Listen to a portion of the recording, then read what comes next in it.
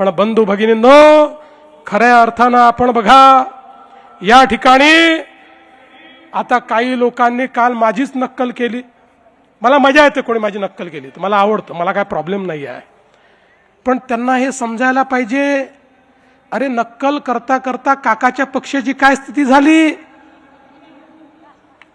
काकाला किमान चांगली नक्कल करता येते, भाषण करता येतं, तुम्हाला तेही करता येत नाही. तुमची काय अवस्था होईल. आणि म्हणून मला असं वाटतं थोडं मागे वळून बघितलं तर यांच्या लक्षात येईल. आणि काय म्हणाले या ठिकाणी, म्हणाले मराठी करता आम्ही एकत्रित आलो, महाराष्ट्र करता एकत्रित आलो, आणि मग हिंदी सक्ती झाली म्हणून आम्ही एकत्रित आलो. पहिल्यांदा सांगतो, या महायुतीच्या सरकारमध्ये महाराष्ट्रामध्ये फक्त मराठी सक्तीची, फक्त मराठी सक्तीची. आम्ही सांगितलं त्रिभाषा सूत्रामध्ये इतर कुठली भाषा तुम्हाला शिकायची असेल ती शिकण्याची तुम्हाला मुभा आहे, पण सक्तीची मराठी असणार आहे.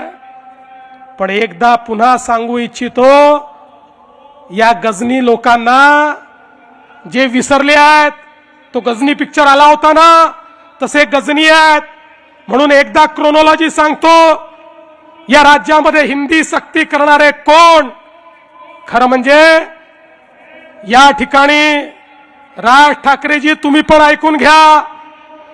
21 सप्टेंबरला उद्धव ठाकरेंनी घोषणा केली, या ठिकाणी नवीन एज्युकेशन पॉलिसीवर, त्रिभाषा सूत्रावर आम्ही समिती तयार करतोय.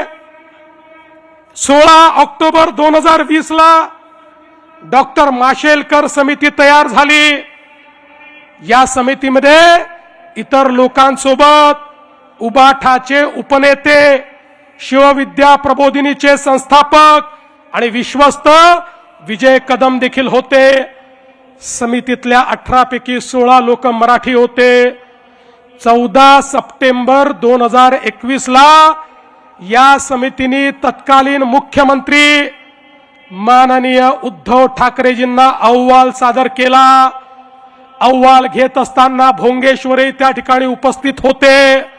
त्यांनी देखील तो अहवाल बघितला. आता हा जो अहवाल आला, या अहवालाचा पृष्ठ क्रमांक 56 कॉपी पण पाठवतो आणि अहवालही पाठवतो. पृष्ठ क्रमांक 56 वर भाषेकरता जो उपगट केला, त्या उपगटाचा अहवाल त्याच्यामध्ये दिलेला आहे. त्या उपगटामध्येही उबाठाचे उपनेते, शिवविद्या प्रबोधिनीचे संस्थापक विजय कदम त्या ठिकाणी होते. त्यातली शिफारस काय आहे? मुद्दा क्रमांक 8.1 इंग्रजी आणि हिंदी भाषा, नीट ऐका, इंग्रजी आणि हिंदी भाषा ही दुसरी भाषा म्हणून पहिल्या वर्गापासून लागू करण्यात यावी.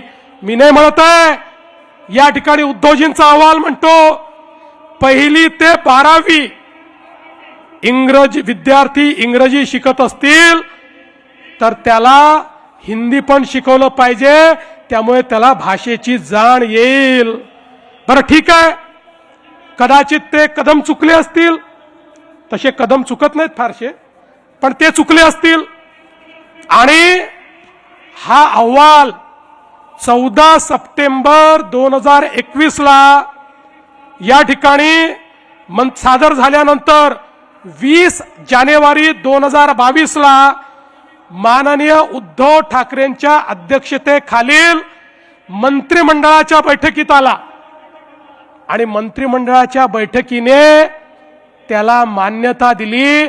म्हणजे 1ली पासून 12वी पर्यंत हिंदी सक्ती करण्याकरता कोणी मान्यता दिली? एकनाथ शिंदेनी दिली, देवेंद्र फडणवीसनी दिली, उद्धव ठाकरे यांच्या कॅबिनेटनी ती मान्यता दिली. आणि एवढंच नाही, 7 दिवसांनी पुन्हा कॅबिनेट होते आणि मागच्या कॅबिनेटचे सगळे निर्णय आपल्याला माहिती आहेत की नाही किंवा मान्य आहेत की नाही याकरता मिनिटचं कन्फर्मेशन होतं.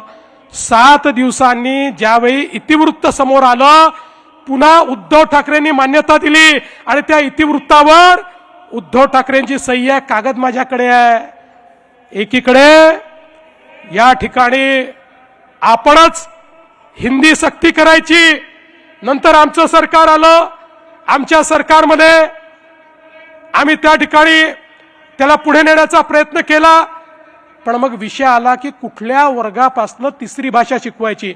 आम्ही तर सांगितलं हिंदी शिका, हिंदीचं आपल्याकडे सगळं अवेलेबल आहे, पण कोणाला भारतातली कुठली भाषा शिकायची असेल तरी आम्ही ती शिकण्याची परवानगी देऊ. कुठल्या वर्गातनं शिकवायची याची आपण कमिटी तयार केली.